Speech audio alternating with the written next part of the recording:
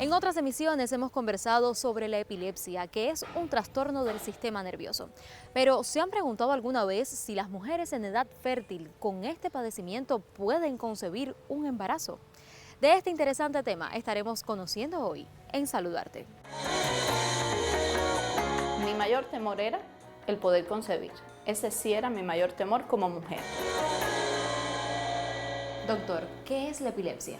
La epilepsia es una enfermedad neurológica muy común. Es una enfermedad que la padecen muchos pacientes. Es una enfermedad que se caracteriza por descargas neuronales anómalas, no sincrónicas con el resto de las descargas de nuestras neuronas en el sistema nervioso, y esto produce crisis en los pacientes. Debemos decir que muchos seres humanos famosos han padecido epilepsia. Alejandro Magno, Santa Teresa de Jesús, Lenin, Dostoyevsky, eran epilépticos. La epilepsia lamentablemente ha sido estigmatizada a lo largo del tiempo en la historia de la medicina. Y estos pacientes, por supuesto que pueden tener una vida normal si cumplen con el tratamiento y pueden desarrollarse plenamente a lo largo de su existencia. Dainely, ¿desde cuándo fue diagnosticada con epilepsia? El diagnóstico empezó aproximadamente en el año 2014-2015. Fue de pronto, total desconocimiento. Previamente yo no había tenido ningún indicio de que iba a debutar en esta condición, hasta que un día se presentó lo que se llama aura, pero yo desconocía que esa aura era el aura que me iba a avisar que iba a tener un suceso, o sea, una crisis en ese momento. ¿Y cuándo te diagnostican realmente la epilepsia? La epilepsia me la diagnosticaron ya a raíz de todo ese estudio que se realizó durante un mes. Cuando tuve los primeros sucesos, 2014-2015, ahí me medicaron, me fueron medicando con todos estos anticonvulsivos por los que uno tiene que ir pasando hasta dar con el que corresponde para controlarlas. Y básicamente ya sí, cuando llego al instituto, y ahí es donde se determina el tipo de crisis con los estudios, electroencefalograma y demás, además de que sí me tuve que hacer resonancias, se define que son crisis catameniales, o sea, son crisis catameniales que ocurren antes, durante y después del periodo menstrual. O sea, durante todo este proceso hormonal ocurren, o sea, a mí me podían dar estas crisis, ¿no? Me podían dar estos episodios. Los síntomas de la epilepsia pueden parecerse a los de otras afecciones: dolor de cabeza, desmayo, mareo, cambios de humor, pérdida de la memoria. Algunas mujeres pueden sentir un aura. Se trata de una sensación que advierte la convulsión justo antes de que comience. Es muy importante en la mujer epiléptica, cuando está en edad fértil de la vida y quiere salir embarazada, el seguimiento de la misma.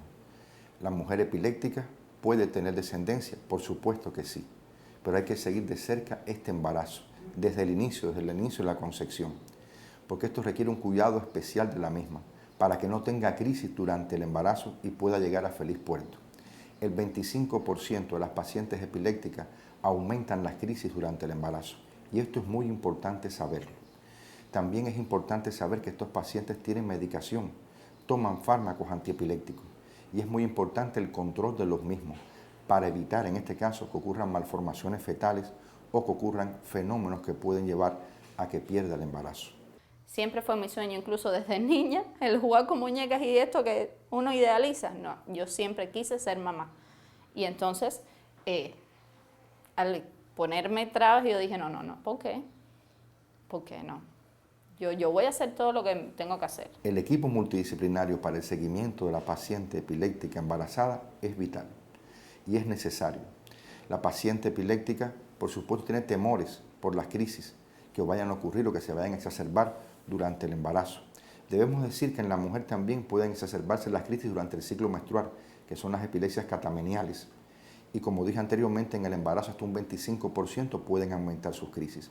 Estas crisis aumentan sobre todo al final del primer tercio del embarazo, inicio del segundo tercio y al final, en el momento ya de dar a luz.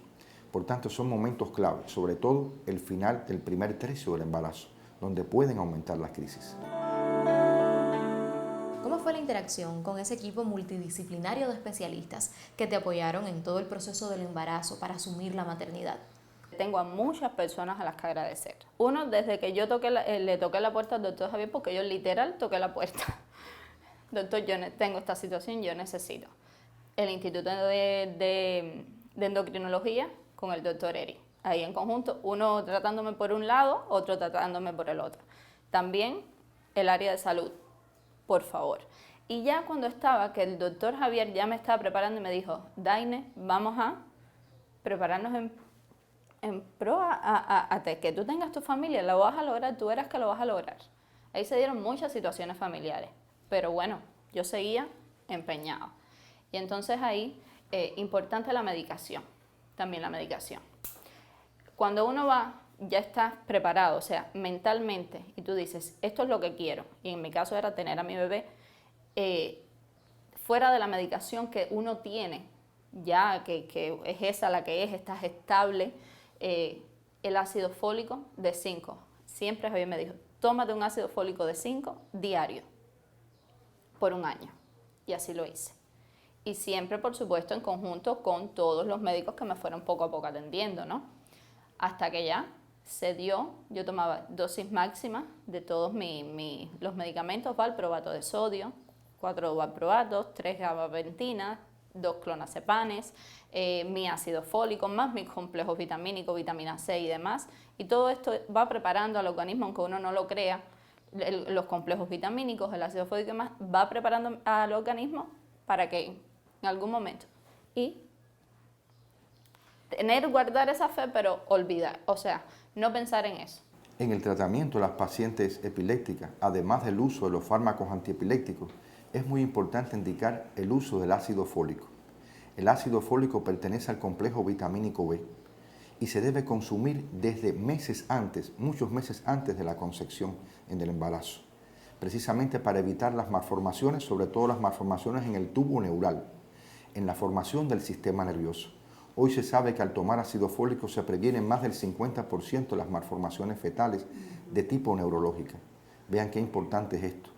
Y durante el embarazo también tomarlo, sobre todo en el primer trimestre, que es cuando ocurre la diferenciación celular, donde ese nuevo ser humano se está diferenciando en todos los tejidos. Ya después de las 12 semanas ocurrió la diferenciación total de ese feto y lo que hace es crecer en tamaño. Pero esos primeros 3 meses son vitales. El consumo de ácido fólico antes del embarazo, en el primer tercio, incluso hasta el final del embarazo, es fundamental. ¿Cómo asumiste este embarazo? Recuerdo que fue un 18 de febrero que le dije que, porque fue de las primeras personas que me fue Javier, el doctor Javier. Lo tengo que decir porque fue así. Yo no lo creía, pero sí. Dio positivo, pero tampoco seguía sin creérmelo. Hasta que fui a todos los entes respectivos, me hice ultrasonidos, todo lo que... Y sí, estaba ahí. Doctor, estoy embarazada. Simplemente me dijo, mañana nos vemos. Vamos a empezar y vamos a mantenernos como estás con la medicación. Porque eso también es importante saberlo. No es que estoy embarazada y tengo que dejar la medicación porque puede llegar a afectar al bebé. Eso lo decide el equipo disciplinario que te va a atender, tu neurólogo, tu endocrino, tu médico de familia, la ginecóloga del médico de la familia, que siempre en las consultas, asistir a esas consultas, primordial. Y hasta que ya, finalmente me dijo, vas a seguir esta línea y demás. Cuando lleguen los 4 meses vamos a decidir si te mantienes estable, vamos a decidir qué vamos a hacer con la medicación. Porque tú estás tomando medicamentos fuertes que pudieran al feto, básicamente, provocarle alguna situación, ¿no? Y entonces, en ese caso, ya ahí sí me mantuve estable, todo bien, y la idea era eliminar el clonazepam y eliminar la dosificación de los demás anticonvulsivos. Se hizo de esa forma, al 4.º mes se elimina clonazepam porque hubiese podido quizás dormir un poquito al bebé y demás, pero bueno, todo salió bien. Se eliminó durante todo el embarazo el clonazepam, sí me mantuve con dosis mínima de valproato de sodio y gabapentina y felizmente durante todo el embarazo, si lo que tuve fue un suceso de malestar y demás, fue solo eso, malestar. Se ha visto que en la mujer epiléptica las malformaciones son mayores que en la mujer no epiléptica. El porciento oscila entre un 5 y un 7%, en comparación con un 1 o un 3% en la mujer que no es epiléptica. La paciente epiléptica tiene más riesgos de malformaciones. El primer trabajo realizado fue en el año 1968, publicado en la revista Lancet. Y a partir de esta fecha para acá Se han publicado cientos de trabajos al respecto. Y es cierto, el porciento es mayor. Las malformaciones fetales, las malformaciones en estos niños en formación pueden ser mayores o menores. Las malformaciones mayores fundamentalmente son cardíacas, la tetralogía de Fallot, la persistencia del conducto arterioso, el mal cierre de los tabiques interauriculares e interventricular, malformaciones neurológicas, fundamentalmente en el tubo neural, esas que previenen la toma de ácido fólico, que es fundamental, malformaciones craniofaciales como el labio leporino, el paladar hendido, malformaciones genitourinarias y malformaciones digestivas, son las malformaciones mayores que llevan en muchos casos tratamiento quirúrgico. Las malformaciones menores no llevan tratamiento quirúrgico, pero son las más frecuentes. Hoy sabemos que es muy importante el control de los fármacos antiepilépticos en la paciente epiléptica. Se debe tratar de que la paciente tome un solo fármaco, que se controle con un solo fármaco y que se controle con la dosis menor eficaz. Esto es muy importante porque si usamos varios fármacos y a dosis muy alta, el riesgo de malformación también va a ser muy alto. Palabras yo no tengo, yo digo Kadar está ahí por el esfuerzo de ellos, o sea, también yo, pues, primero por el mío, mi familia, todo lo que eso conlleva, pero ellos siempre estuvieron ahí para guiarme, para cualquier medicamento, me siento así, ¿qué hago? ¿Qué tengo que hacer? Tranquila, respira, y esto es lo que hay. Hasta que vi a mi niña que ya, ahí sí, ya. Eso no tiene comparación. Y gracias a todos. Es muy importante señalar que la paciente epiléptica sí puede lactar. La lactancia materna es fundamental porque le brinda a ese nuevo ser humano un sistema inmune robusto para enfrentar la vida. La lactancia materna es insustituible.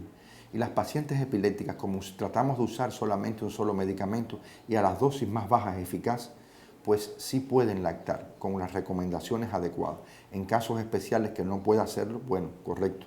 Pero en el mayor porciento no es una contraindicación el uso de fármacos antiepilépticos para que ocurra la lactancia materna, de la cual se va a beneficiar tanto ese nuevo ser humano. Y no tener miedo. El miedo te frena, cuando el miedo frena, y no pensar de que porque soy epiléptica mi bebé va a ser, no, mi niña está perfectamente sana, tiene 1 año y 6 meses y no tiene ningún vestigio, nada que indique que va a poder ser o va a ser o que en un futuro o en la adolescencia debutará.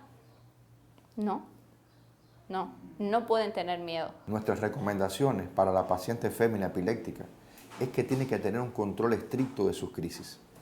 Para concebir el embarazo es importante aprovechar el momento en que no tenga crisis, en que estén bien controladas, que sea el momento ideal para hacerlo, que psicológicamente esta mujer esté estable y por supuesto que tenga una unión estrecha con su neurólogo y con su ginecobstetra, además del médico y la enfermera de la familia.